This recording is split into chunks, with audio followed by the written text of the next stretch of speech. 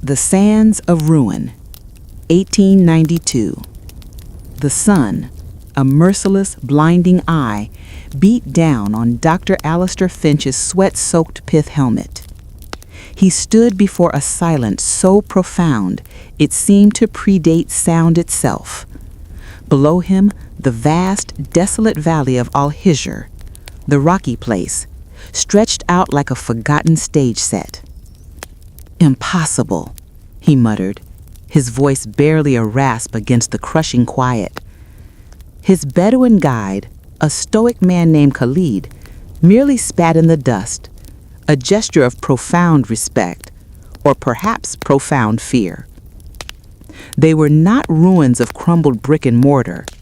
They were negative architecture, entire cities carved into the sandstone cliffs, as if the mountain itself had been turned inside out. Towering facades, intricately carved with eagles and serpents and strange forgotten script, rose 30 feet high. These were tombs, houses, temples, but built not on the earth, but from it. Finch, a renowned archaeologist from the Smithsonian, had chased the whisper of this lost city of Thamud for a decade, fueled by fragmented Roman texts and apocryphal desert tales. But the reality was a physical, staggering contradiction. How could a civilization possess the engineering genius to sculpt rock on this scale, only to vanish so completely that its history became a single, terrified footnote in the Quran and the Dead Sea Scrolls? He traced a finger over the immense unfinished chamber of the largest tomb, the famed Qasr al-Farid, the lonely castle. A chilling thought solidified in his mind. They didn't build these to last. They built them to defy. He looked up at the highest facade, where a strange vertical crack, like a bolt of lightning fossilized in stone, ran from the roof to the base. A shiver, colder than the desert night, ran down his spine. The carvings told a story of power, of defiance, and of an arrogance so grand it had invited divine wrath. "Khalid," Finch whispered, pulling out his journal. "Tell me the legend again. Tell me of the prophet. Tell me what happened to the people who dared to carve their immortality into God's own mountains." The guide's dark eyes narrowed, fixed not on the tomb, but on the oppressive sky. "They did not listen to the Prophet Saleh, Doctor," Khalid said, his voice low and guttural. "They asked for a miracle, a proof, and when the She-Camel of God appeared, they killed it. And then for 3 days, the mountain wept. On the 4th day, the sky fell down." Finch looked back at the petrified city.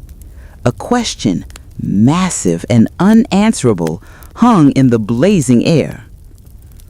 What kind of catastrophe can wipe out a city and leave only the mountain standing? Madain Saleh, Al-Hijr, circa 2000 BCE. Arrogance of power and architectural genius. Established the city-state of Thamud as the most advanced civilization of its time. They are master stonemasons, architects, and traders, controlling the lucrative incense route. They are wealthy, materialistic, and deeply proud of their ability to conquer nature by carving entire homes and tombs out of the unyielding rock. Lila, the daughter of the chief architect, highly educated and trained in the stonemason's craft. She is the internal voice of doubt, fascinated by the old ways, but fiercely loyal to Thamud's pragmatic progress, the main human connector for the modern reader. Zayat, Lila's ambitious fiancé, a member of the powerful ruling council. He represents the peak of Thamud's hubris and political maneuvering. Saleh, a man of quiet integrity, descended from a respected but now marginalized family line. He preaches monotheism, Tawheed, and simple morality, demanding an end to idol worship and the gross economic exploitation of the poor. The ruling elite, led by Zayed and the council, dismissed Saleh as a madman and a threat to their economic and social order. Lila, initially hostile, finds herself increasingly drawn to the profound logic and moral clarity of Saleh's message, which stands in sharp contrast to the decadence of her own society. The completion of Qasr al-Farid, the grandest tomb ever built. It is meant to be the ultimate symbol of Thamud's eternal power, but Lila sees it as a monument to their fear of death. Moral erosion, political intrigue, and the demand for the miracle. A severe multi-year drought strikes the region. Thamud, accustomed to conquering nature, cannot stop the sand from choking the trade routes and the wells from drying up. Blame falls on Saleh's unpopular god. The council, under Zayed's manipulation, publicly challenges Saleh. If your God is real, bring forth a sign, a miracle we cannot deny. This is a political trap, designed to expose Saleh as a fraud and execute him. Saleh prays. A sudden massive rock formation at the edge of the city splits open, and a majestic pregnant she-camel of a pure white color, unlike any seen before, emerges. The camel is designated the sign of God. The camel must have free access to the city's dwindling water supply, sharing the well with the people. One day for the camel, one day for the city. Lila witnesses the miracle and is spiritually shaken. She begins to actively protect the camel, separating herself from her fiancé Zayed and her father's political circle. The sharing of water is initially upheld, but the powerful livestock owners and water merchants, including Zayed's family, resent the camel's presence. They see it as a direct threat to their wealth and control. Zayed orchestrates a clandestine plot to destroy the sign and restore the political status quo. Consequences of defiance and the inevitable fall.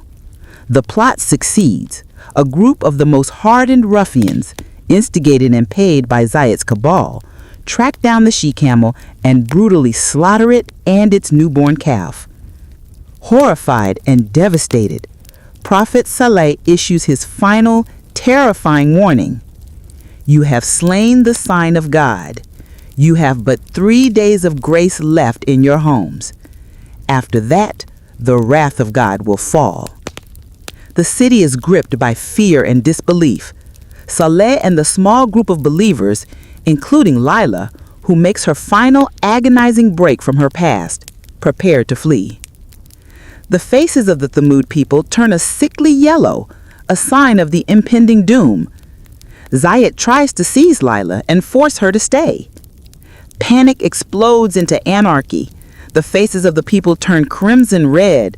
The stonemasons attempt to fortify their stone homes, believing their architecture can defy the coming threat. The earth trembles. Absolute terror. The people's faces turn pitch black.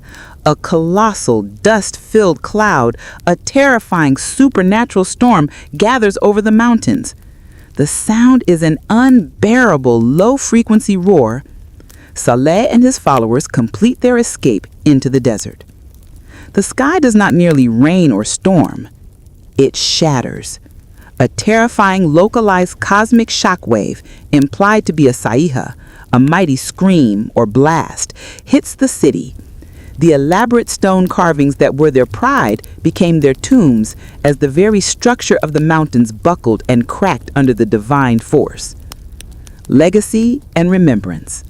Saleh and the believers watch from a safe distance as the mighty city is reduced to an awesome silence.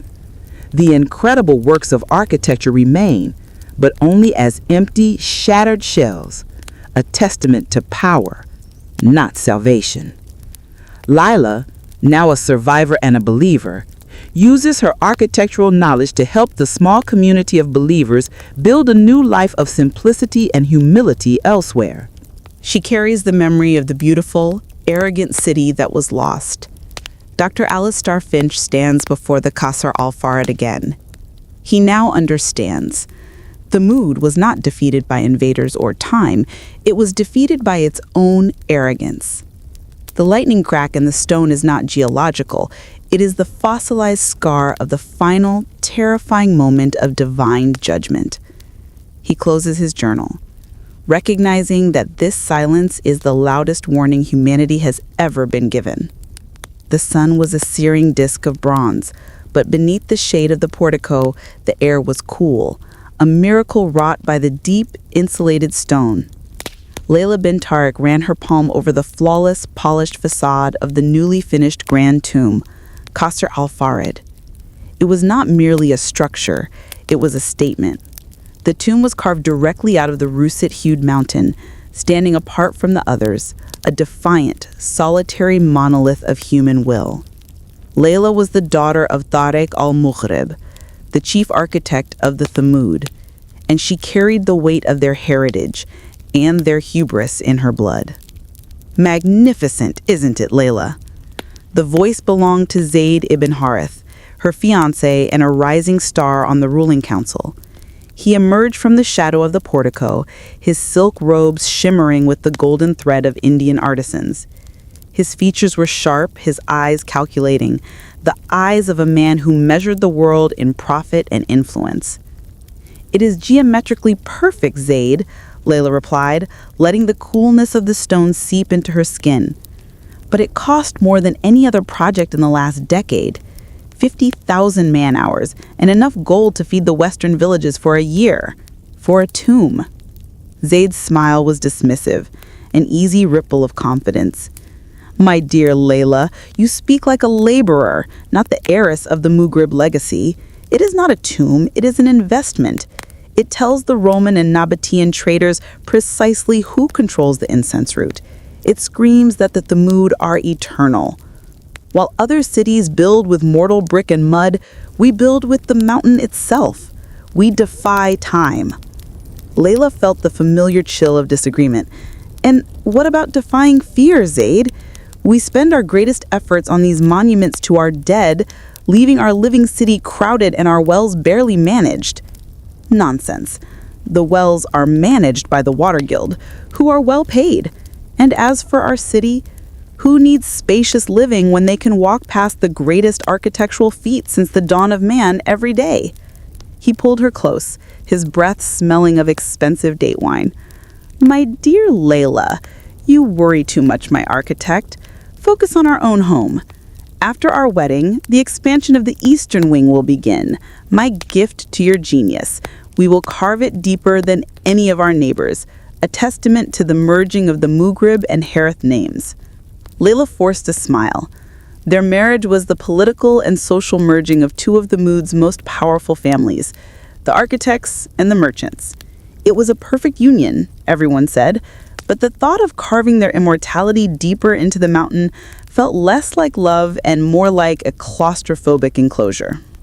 Layla left Zayd at the council chambers, opting to walk through the crowded stone market rather than be carried in a litter. This was the heart of Al-Hijr, the air thick with the dust of freshly cut sandstone, the scent of frankincense and myrrh, and the clamor of 1,000 trades. Here, in the shadow of the great rock carvings that lined the Tariq al-Bakhur, incense road, the wealth of Thamud was tangible. Yet so was the strain. The faces of the stonecutters, her people, were etched with fatigue and desperation. As she haggled for a rare block of violet-maned quartzite, a quiet man standing near a drying abandoned fountain caught her eye. He was not dressed in the silks of the merchants, nor the sturdy leather of the masons.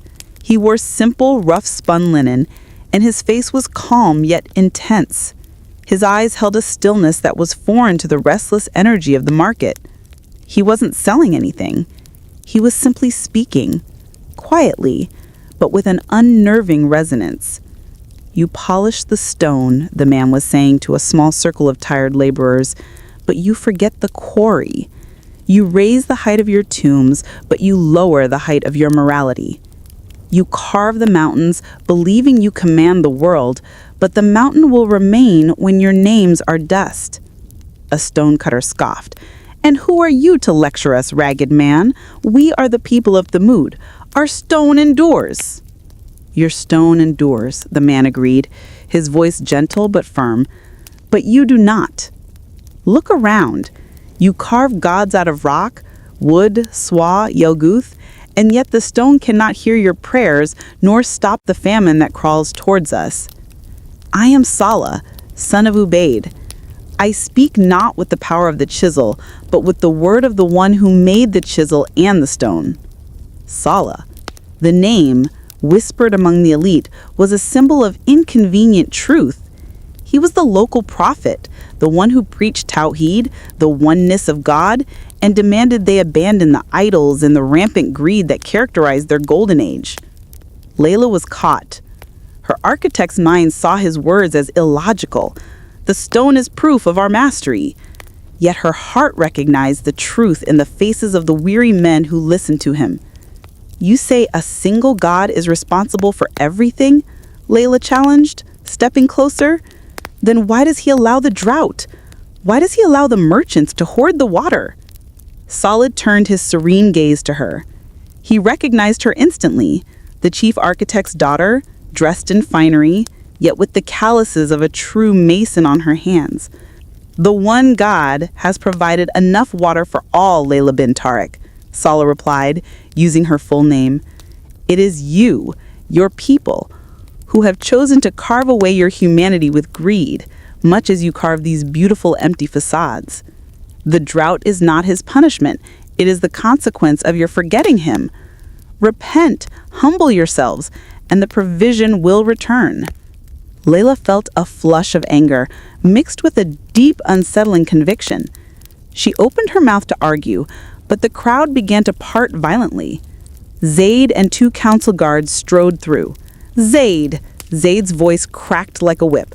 "Cease this seditious talk, Saleh. The council has determined that your preaching is an affront to the prosperity and stability of Thamud. If you continue to spread doubt among the laborers, you will be arrested." Saleh met Zaid's furious stare with calm pity. "I speak of eternal things, Zaid ibn Harith. You speak only of the passing market and the fragile power of men. My words are a warning, not a rebellion. When the time comes, you will know the difference." Zaid signaled the guards, but before they could move, Saleh simply turned and walked away, disappearing into the maze of market stalls as effortlessly as a shadow. Layla watched him go, her mind reeling. He hadn't run. He had simply withdrawn. Zaid gripped her arm. "He poisons the minds of the lower classes, Layla. He must be silenced. Come, let us return home. Forget this fanatic. Let us speak of the permanence of our stone, not the madness of his God." But Layla could not forget. As she walked away, all she could see was the vast, silent, defiant beauty of Qasr al-Farid, and all she could hear was Saleh's voice. "The mountain will remain when your names are dust." The stage was set. The conflict between the eternal stone and the eternal word had begun. The air in the council chamber was heavy with the perfume of wealth and the tension of political maneuver. High up on the cliffs, carved into the sheer rock face overlooking the bustling city, the chamber was Thamud's seat of power, a space built to inspire awe and submission. Zaid ibn Harith stood at the polished basalt table, his voice sharp and compelling. He was addressing the 8 other council members, powerful men representing the city's key economic pillars, the water guild, the salt merchants, the livestock owners, in the Al-Mughrib architectural legacy, temporarily represented by a proxy due to Tariq al-Mughrib's current focus on a remote quarry. "We cannot tolerate this dissent," Zaid declared, gesturing dramatically. "This Prophet Saleh is not merely a madman, he is a threat to the stability of the incense route and the economic heart of Al-Hijr."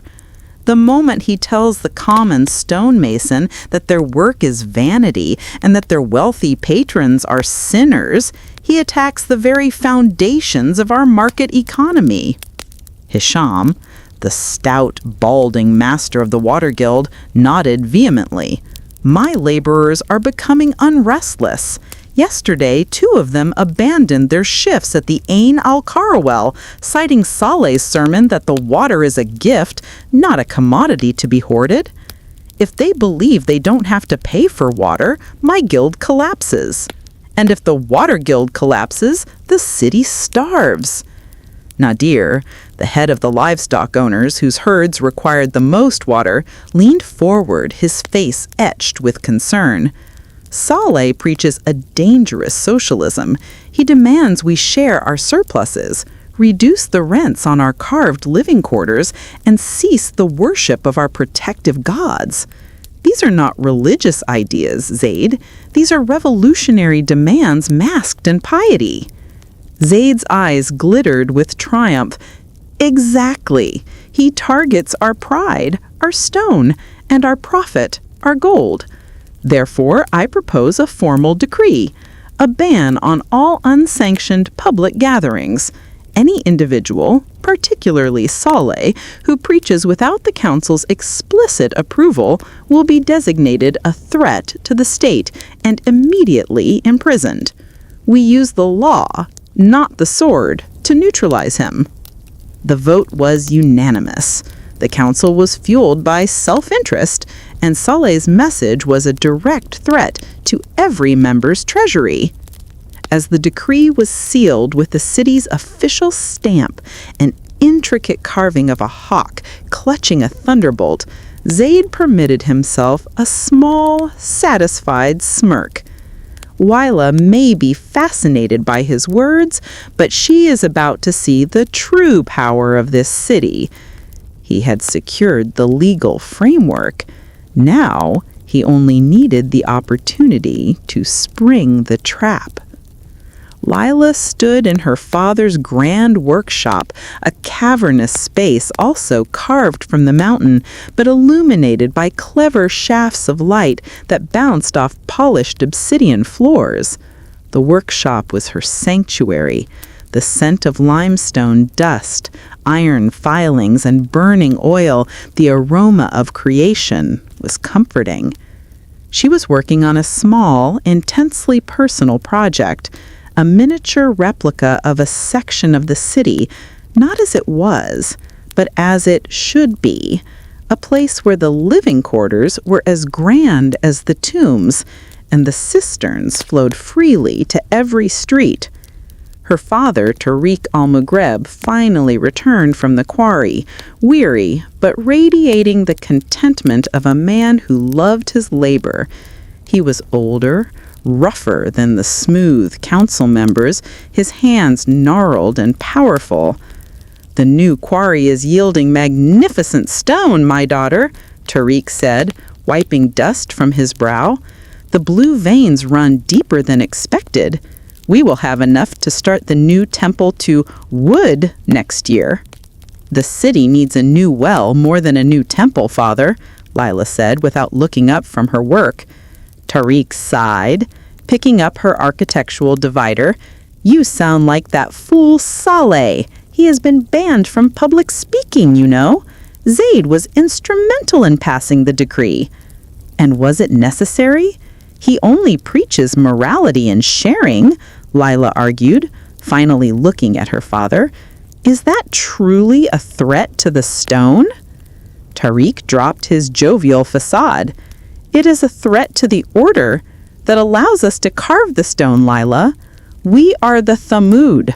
Our entire civilization is based on our superior craftsmanship and our ability to command resources.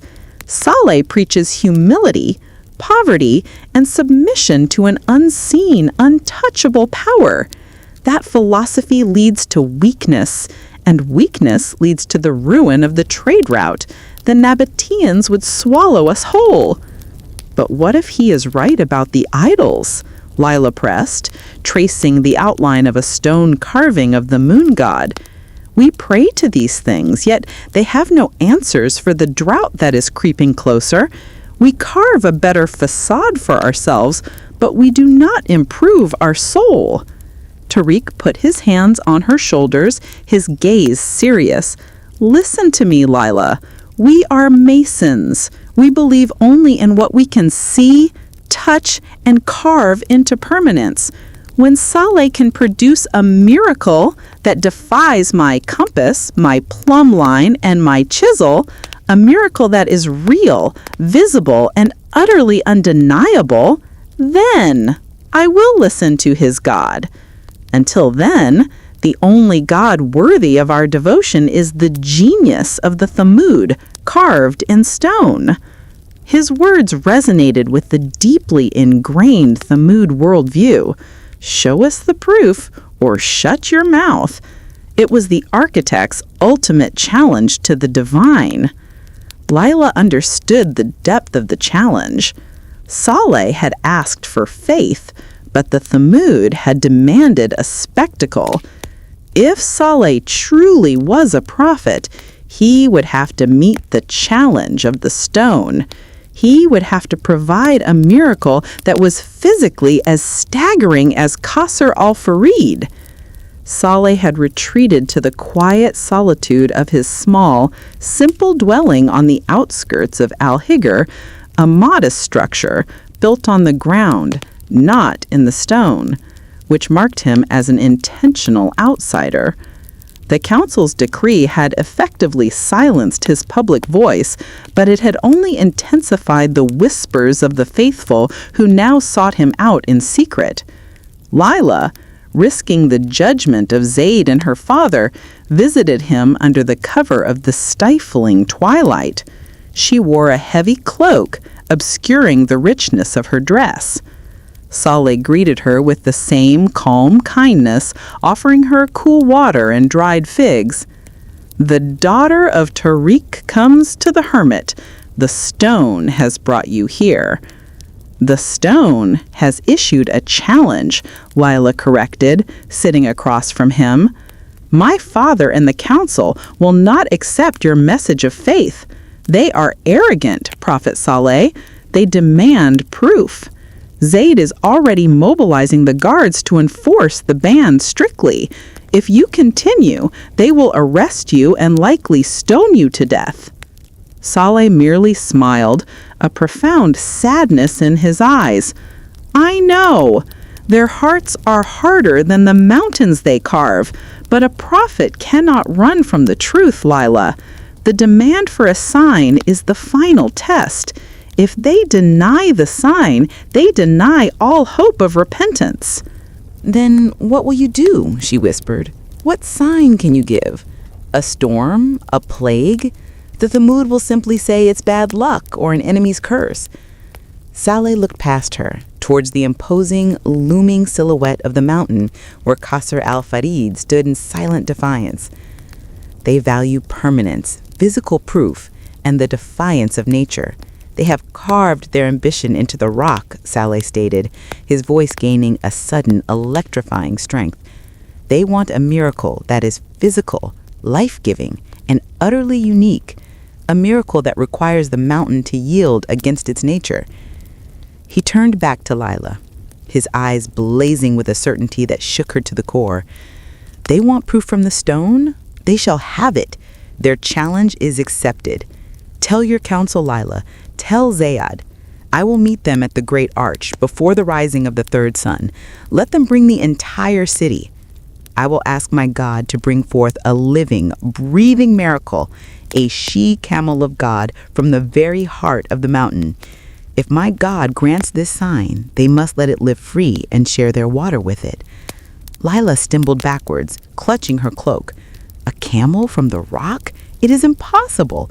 They will laugh, and then they will kill you." "They will not laugh for long," Saleh promised, the weight of his prophetic mission heavy upon him. "Go now, Lila. The final curtain of Al-Hijr is about to rise. Choose your side, for the miracle, once it appears, will allow no neutrality." Lila rushed back through the deepening shadows, the scent of the dry desert night suddenly cold. She carried not just a message, but a terrifying burden of certainty. She had doubted his words, but she could not doubt the sheer earth-shattering impossibility of his promise. A living creature from dead stone. The game of faith versus architecture was now a deadly duel.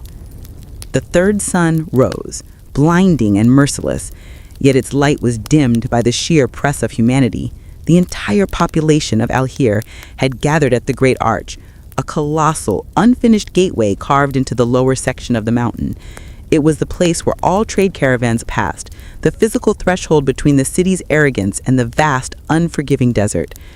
Zayd ibn Harith stood at the base of the arch, radiating confidence. He had positioned his council guards strategically. He viewed the gathering not as a religious event, but as the inevitable political demise of his rival, Saleh. He was flanked by his betrothed, Layla, whose face was pale beneath her veil, and her father, Tariq al-Maghrib, the chief architect, who held a mason's heavy hammer, the symbol of his craft, waiting for the charlatan to fail. A hush fell as Prophet Saleh emerged, walking slowly, alone, his simple linen robe stark against the grandeur of the stone. Zayd stepped forward, his voice amplified by the natural acoustics of the stone arch. "Oh, Saleh," he cried, "you have challenged the might of the Thamud, the wisdom of the council, and the patience of our gods. You promised a spectacle. You promised a sign of God from the stone itself. We are architects. We believe in what we can see, touch, and measure. Show us this miracle. Fail, and you pay for your heresy with your life." Saleh raised his hands, not in supplication, but in quiet authority. His gaze swept over the thousands of skeptical faces, resting briefly on Layla, acknowledging her difficult choice. "O people of Thamud, you demanded a sign that defies your chisel and your science. You asked for a living creation from dead stone, a gift that will prove the existence of the one God, the creator of all things seen and unseen." He pointed to the blank, uncarved face of the mountain directly beneath the arch. "This stone is hard, but the will of God is harder. I ask of him in his infinite power to bring forth from this very mountain a majestic, pregnant she-camel, a sign of life and provision. It must be a camel of unmatched beauty, white as the purest salt, and unique in its kind." A wave of nervous murmuring rippled through the crowd, quickly turning into outright laughter among the merchants. "A camel from the rock? The man is truly mad." Tariq al-Maghrib scoffed, raising his heavy hammer. "If he can make stone bleed, I will tear down Qasr al-Farid with my bare hands." Zayd smirked, ready to give the signal to the guards. "It's over." Then Saleh dropped to his knees, not in fear, but in profound, absolute devotion. He raised his eyes to the towering rock face and began to pray. His words were not loud, but they resonated with an ancient, terrifying power. For a moment, nothing happened. The sun beat down. The only sound was the wind, hissing over the carved cornices of the arch. Then a sound that transcended the normal din of the city began to rise, a deep, low, subterranean groan. It was the sound of the earth shifting, the sound of the impossible becoming real. Layla gasped, gripping her father's arm. She felt the ground beneath her feet vibrate. A thin, vertical crack appeared on the smooth rock face where Saleh had pointed. It was subtle at first, like a scratch in the stone's veneer, but it grew rapidly, accompanied by a sound like 1,000 chisels striking at once. The crack widened into a fissure, sending cascades of sand and stone fragments tumbling down. Panic surged through the crowd. People screamed, tripping over each other in their haste to flee, but a strange, awful fascination rooted most of them in place. The fissure widened into a gaping, raw wound in the mountain. The sound became a deafening shriek, the noise of bedrock protesting its violation. The stretch 20 feet high, revealing a dense, impenetrable darkness within the heart of the mountain. And then silence returned. Absolute. Terrifying. From the darkness of the fissure, a shape began to emerge. Slowly, deliberately, a massive head pushed out. It was a she-camel, far larger and more magnificent than any seen on the incense route. Her coat was a dazzling, blinding white, seeming to shimmer in the harsh sunlight. Her eyes, dark and intelligent, held a primordial wisdom. She was visibly pregnant. She took a single, stately step onto the sandy ground, pulling her massive frame entirely out of the mountain. Where the rock had been solid seconds before, a living creature now stood, breathing deeply, a triumphant refutation of every architectural law. The sheer, staggering physicality of the miracle broke the will of the crowd. Their laughter died in their throats, replaced with gasps of dread. Even Zaid, usually so composed, stood frozen, his eyes wide with a mixture of terror and awe. Tariq al-Maghrib, the man who believed only in the certainty of stone, dropped his heavy hammer. It clattered against the ground, the sound echoing the shattering of his worldview. Saleh rose, dusting the sand from his robes. He approached the massive, majestic camel, which lowered its head in what appeared to be recognition. "Behold, people of Thamud, she is the sign of God. She is the messenger. She is the proof you demanded."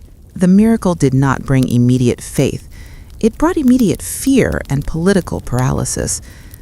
The people of Thamud were terrified of the camel, but they were even more terrified of the God who could so easily violate the stone they had trusted their lives to. Zaid was the first to regain his voice, though it trembled. A trick, a conjurer's illusion, a beast hidden in the mountain. But the sheer impossibility of the feat was irrefutable. The camel had emerged from a solid rock face, and the fresh, jagged split in the mountain was visible proof. Saleh faced the council, his gaze unwavering. "The miracle has been delivered. Now you must honor the contract. This she-camel is a sign and a test. She is to be allowed to roam free, unmolested, within the boundaries of Al-Hijr. And critically, the well water must be shared. One day, the well is reserved entirely for the she-camel. The next day, it is reserved for the entire city." The sheer audacity of the demand stunned the council more than the miracle itself. Water was the ultimate currency of the desert. The single day's reservation for the Camel of God was a direct, crippling challenge to the Water Guild and the livestock owners. Hisham, the master of the Water Guild, finally found his footing. "This is madness. That beast drinks enough for 50 men. Half our water supply, gone. Our herds will die, our trade will wither. The one God who sent this provision will provide for you," Saleh countered simply. "If you treat the sign with respect, the provision will flow for all. If you harm her or deny her the water, then the vengeance of the Creator will be upon you." The council, faced with a catastrophic spiritual threat on one hand and economic ruin on the other, was fractured. They did not dare kill the sign immediately, but they also could not accept the contract. They agreed, through gritted teeth, to a trial period. Lila stepped away from her father and sighed, drawn by an irresistible force towards the magnificent white creature. The camel was a creature of serene power. As Lila approached, the camel lowered its great head and nudged her hand, a soft, intimate gesture that brought Lila to tears. This was not a beast. This was a living testament. "Father, Zaid," Lila said, her voice steady and ringing with new conviction, "the stone has spoken. We must accept the truth. This is the sign." Zaid's eyes narrowed, his political ambition warring with the fear in his gut. He realized that this miracle was not just a threat to the city's economy, it was a threat to his entire future, including his control over his bride. The camel must not be allowed to live, Zaid decided. It doesn't just drink water, it drinks loyalty and truth, and that will ruin everything. The contract was sealed in fear, not faith. The majestic white camel began its walk towards the city's main well, marking the beginning of the end for the arrogant civilization of the Thamud. The period of grace had begun. The first week under the camel's contract plunged Al-Hijr into an uncomfortable, agonizing state of economic and spiritual tension. On the days reserved for the city, the Ain al-Qara, the largest and most vital well, was a scene of frantic activity. The citizens, desperate to hoard water before the camel's turn, formed colossal queues, stretching from dawn until dusk. Arguments flared, quickly turning to violence, and the council guards struggled to maintain order. The water they did draw tasted of panic. Lila, now living in the tense quiet of her father's grand home, observed the growing crisis with dread. Her father, Tarek, the chief architect, now avoided her. His own conflict between professional skepticism and undeniable evidence manifested as silent rage. The real crisis, however, was felt among the elite. On the camel's designated days, the great white beast would approach the well with stately grace. She drank deeply, her enormous thirst quickly draining the cistern. But the true miracle was revealed after she drank. She would immediately expel vast quantities of milk, enough to satisfy hundreds of people. The poor and the laborers soon learned to gather near the well. They did not drink water.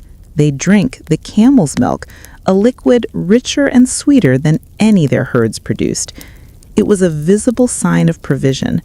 The camel took the water, but she returned sustenance far more valuable. This milk sharing created a powerful shift. One, the common people began to feel the direct benefit of Saleh's God. The milk provided nourishment and proof that Saleh's message of sufficiency and sharing was real. Their faith, fueled by their hunger, grew. The livestock owners and water guild, however, saw ruin. The camel's milk was effectively undercutting their entire market. Why buy goat or sheep milk when the miraculous, free milk of the camel was available? Their herds, already suffering from the shared water schedule, were becoming economically worthless. It was in the subterranean cooling crypt of Zad ibn Harith's family compound that the conspiracy was forged. This was a private place, insulated by 50 feet of solid rock, a perfect sanctuary for sedition. Zaid sat with Nadir, the wealthiest of the livestock owners, and Hisham, the master of the water guild. Their faces were grim. "It has been 8 days," Nadir hissed, swirling the expensive, but suddenly less valuable, date wine in his silver cup. 8 days, and I have had to cull 30 of my weaker goats. The laborers preferred the Prophet's milk to the wages I pay them. If this continues, my entire fortune, built over 3 generations, will be worthless. We'll be drinking water mixed with sand, and that fanatic will rule Al-Hijr. Hisham gripped the table, his knuckles white. "He isn't just taking water, Zaid. He is taking our control. The common folk used to beg for our water. Now they look at us with pity, or worse, contempt. We must act now before the entire city turns to his foolish, destructive faith and renounces all material wealth." Zaid listened, his eyes cold and calculating. He didn't care about the milk or the water as much as he cared about power. Saleh was not just a competitor, he was an existential threat to the Thamud elite's right to rule. "We cannot kill Saleh," he stated, laying out a map of the city on the table. "He is protected by his followers and, more importantly, by the fear of his God. But the sign, the camel, is merely a beast, a large, inconvenient beast. If we kill the camel, Saleh will curse us," Nadir pointed out nervously. "He promised divine vengeance."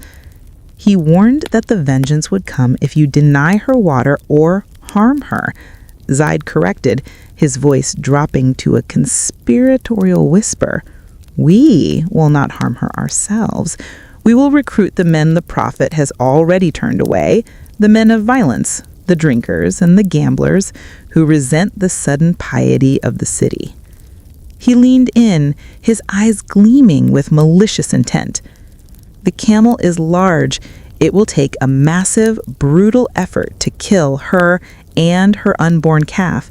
We will pay the lowest of the low, men like Qadar ibn Salif, a known mercenary and outcast, an amount of gold so vast that their betrayal of the Prophet will be absolute. They will strike under the cover of the blackest night, far from the well. We fund the assassination, they bear the guilt. We save the city, they take the punishment. Nadir and Hisham looked at each other. The plan was ruthless, dangerous, and perfectly tailored to their selfish ends. If they succeeded, the miracle would be undone, the common folk would lose their free supply of milk, and the economic order of Thamud would be restored. And Lila? Nadir asked Zayd. She has begun to protect the beast. She is speaking openly of the new god. Zayd's face hardened. Lila is under the spell of fear and novelty. Once the sign is destroyed, the fear will pass, and she will realize that only the power of her family and my counsel can offer her security. Our wedding will proceed. Her idealism is temporary. Her ambition is eternal. The three men shook hands, sealing their pact in the dark, cool crypt. They would use the gold of Thamud to destroy the living proof of Saleh's God. The fate of Al-Hijr was now tied to the survival of one massive, beautiful, white she-camel. Lila had been watching the camel. She realized that the majestic beast was not just a symbol, it was the soft underbelly of Saleh's mission.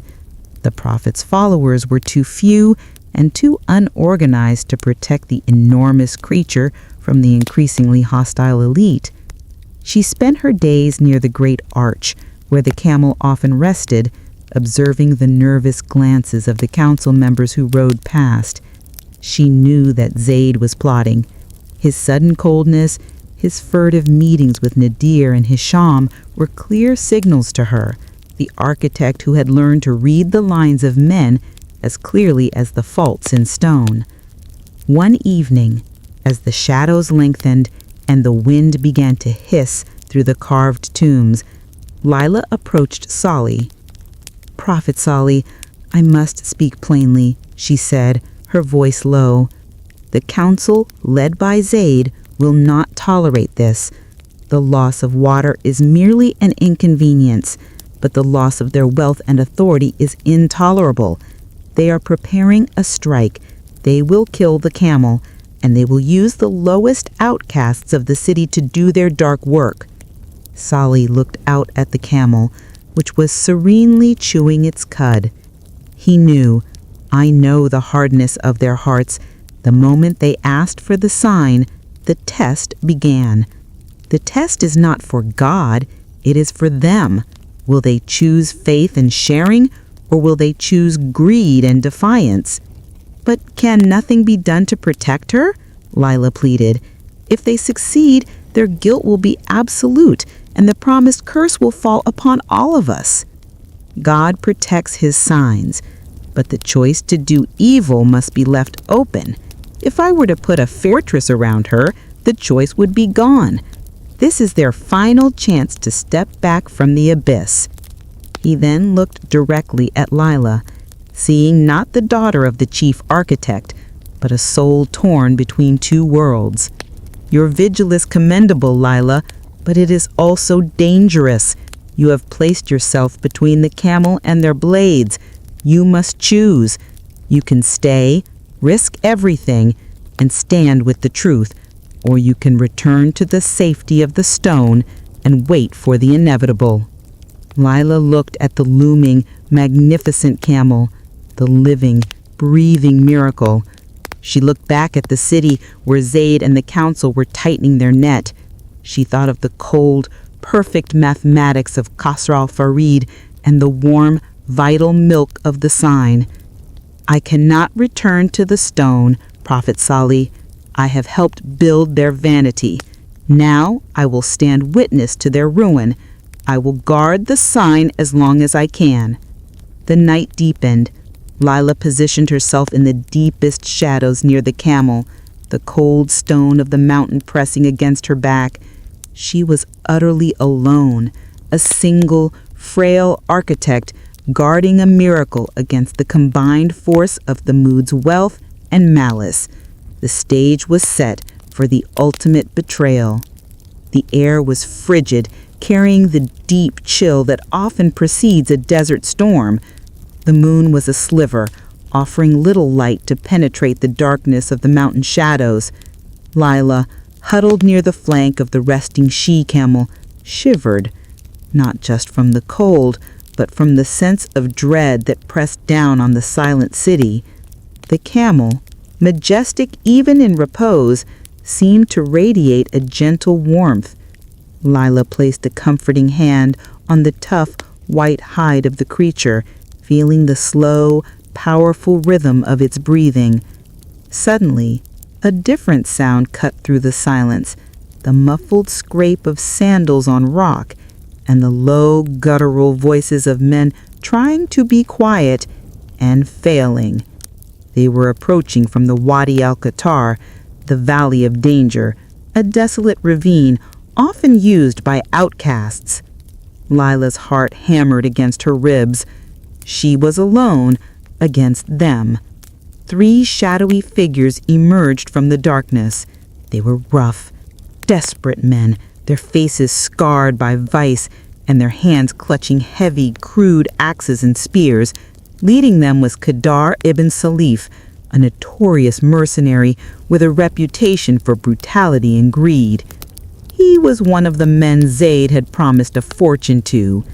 Qadar stopped a short distance away, his eyes glinting in the dark. He saw the camel, vast and white against the black rock, and then he spotted Lila, a small figure standing guard. "Look what we have here, the chief architect's daughter playing nursemaid to a beast. Move away, girl. This is between the camel and the gold in my purse. It will be much easier for you if you are not here." Lila stepped forward, placing herself squarely between the men and the camel. She held the small mason's chisel, its point useless against armed men, but a symbol of her commitment. "You are paid by the council. You are doing the foul work of Zayd and Nadir. If you strike this creature, you bring down the curse of a just God, not just upon them, but on all of Al-Hijr." Qadar laughed, a harsh, dry sound. "God, curse? We believe in gold, girl, and Zayd has given us enough to build our own kingdom in the southern desert. We will take the curse later. Now, move." When she didn't budge, Qadar advanced, raising his axe.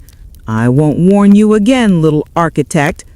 Lila stood her ground, but before Qadar could strike her, the she-camel rose with a sudden, colossal movement. She let out a sound, not a bleat or a roar, but a deep, mournful, earth-shattering lament that echoed off the high cliffs. It was a sound of profound pain and farewell. The sound paralyzed Qadar for a vital second. In that instant, Lila saw her chance.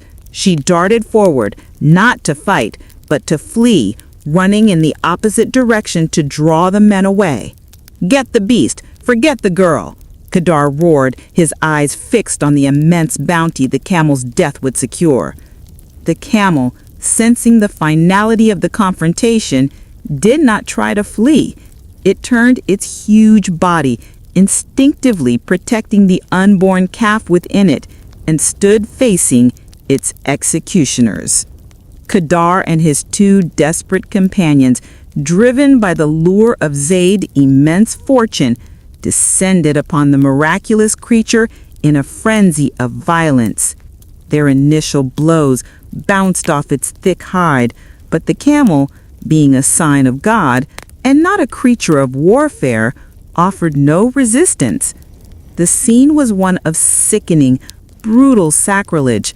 The men hacked and thrust, their efforts fueled by greed and the desire to silence the living proof of Saleh's God.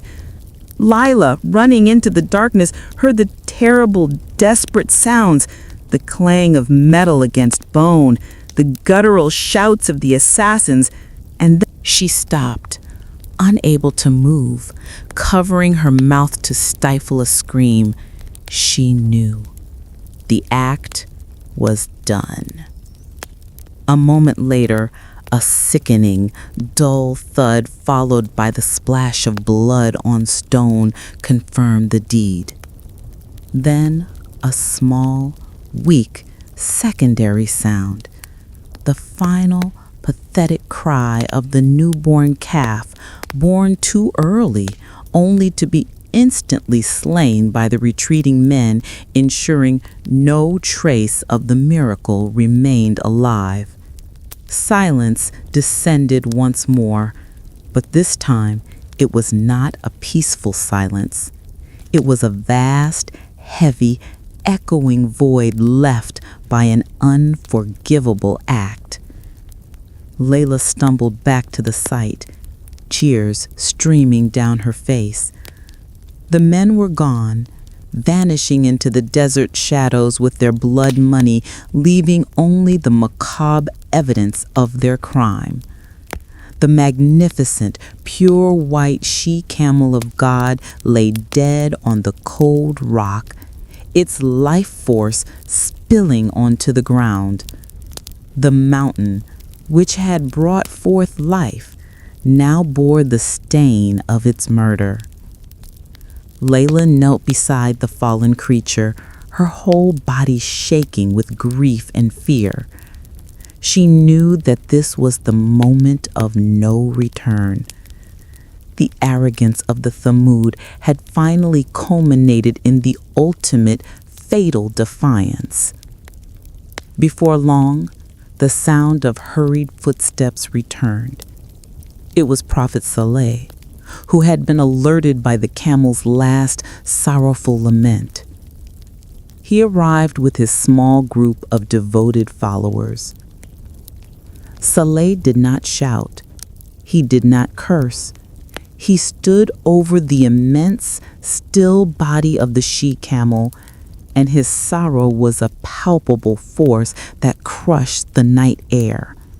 He looked at Layla, who was weeping uncontrollably, and nodded, acknowledging her brave, solitary vigil.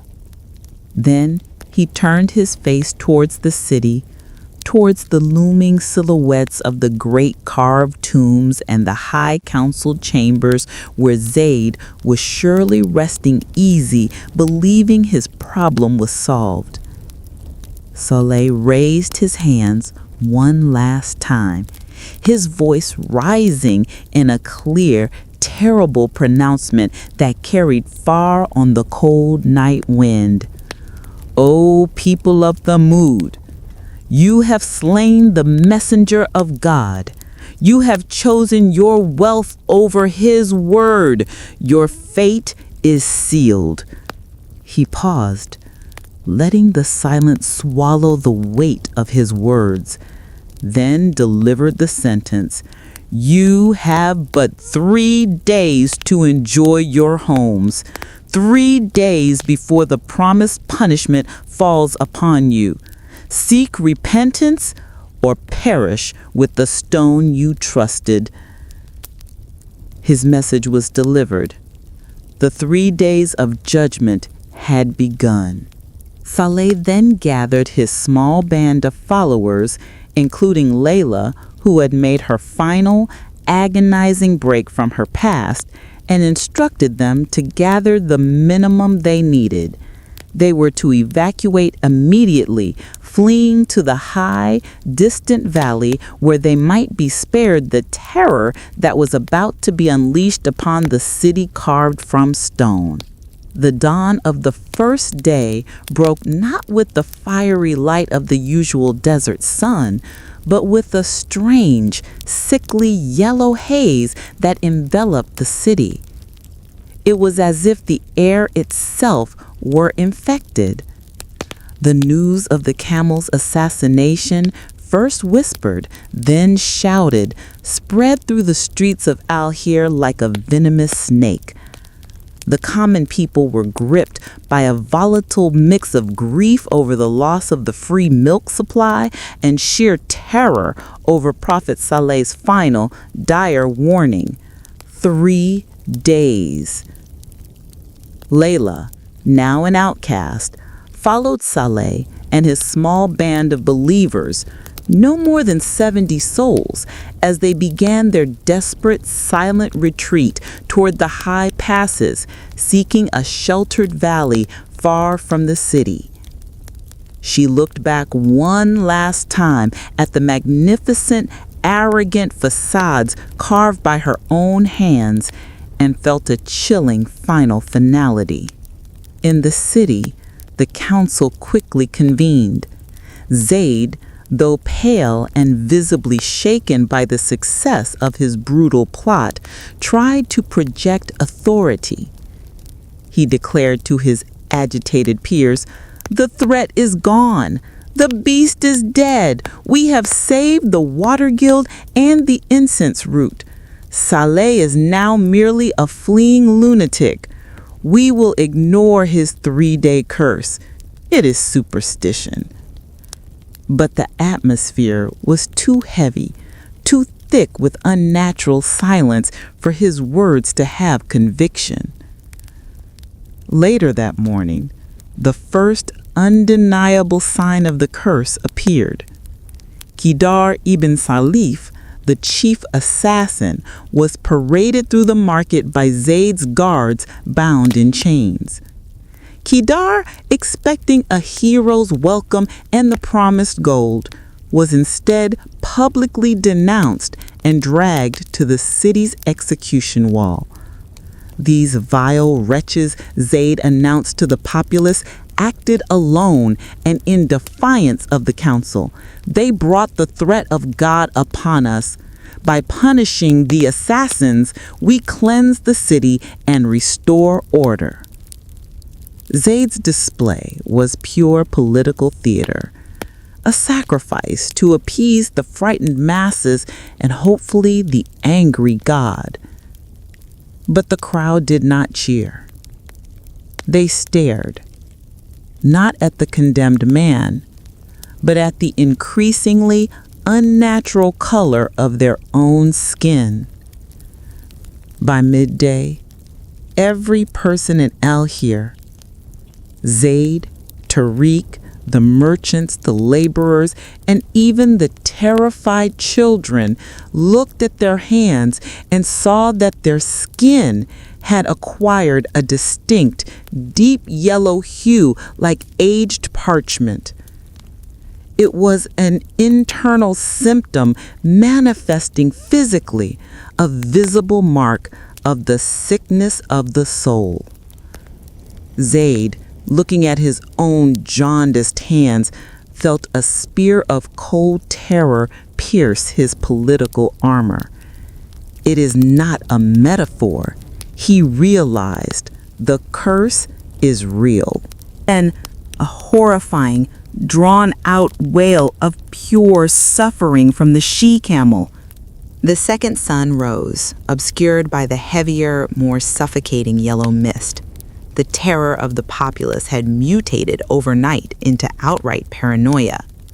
The yellow hue on their faces had intensified, darkening until it was a livid, angry red, a hue matching the rage and fear in their hearts. Anarchy reigned. The political maneuverings of the council collapsed entirely. Tariq al-Mughrib, Layla's father, finally broke. Driven mad by the certainty of impending doom and the physical sign of his failure on his skin, he retreated to his workshop, convinced that only the ultimate architecture could save them. He began furiously carving a final massive inscription on the rock face behind his home, a desperate, defiant prayer to the unseen God, carved in the language of the stone. The merchants, abandoning their stockpiles of frankincense and spices, instead rushed to fortify their carved stone houses and tombs. Their ultimate belief remained in the solidity of rock. If the sky falls, the mountain will protect us.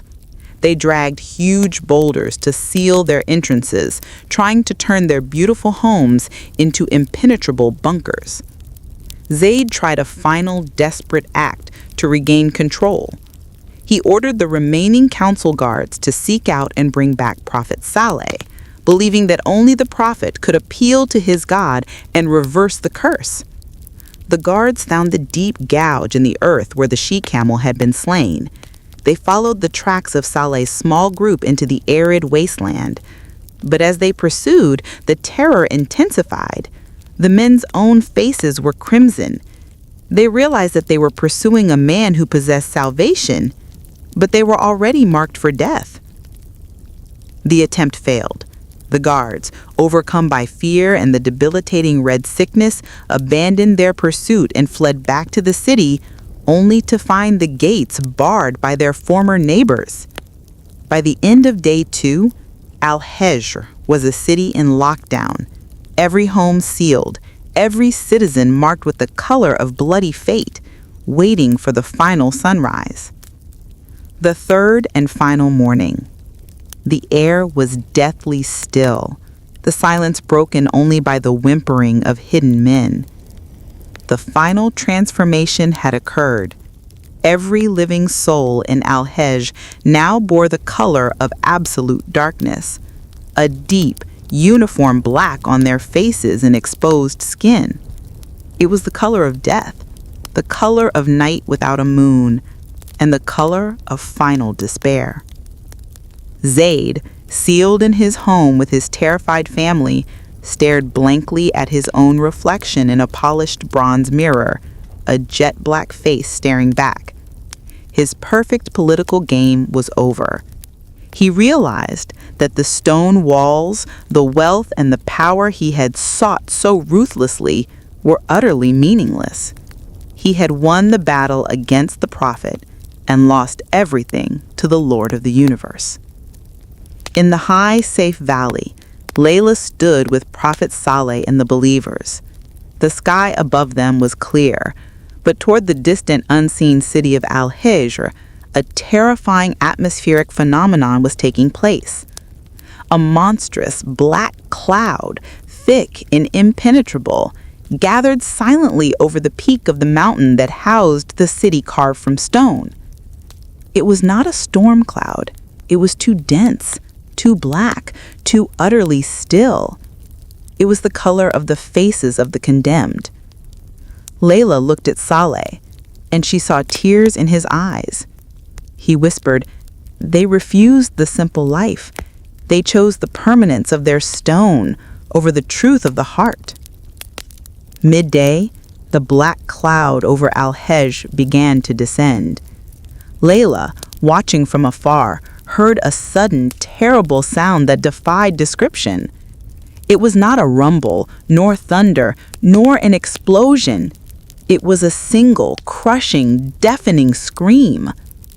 The sound, the saya, was a focused, supernatural acoustic wave. It struck the city not horizontally, but vertically, from the heart of the black cloud.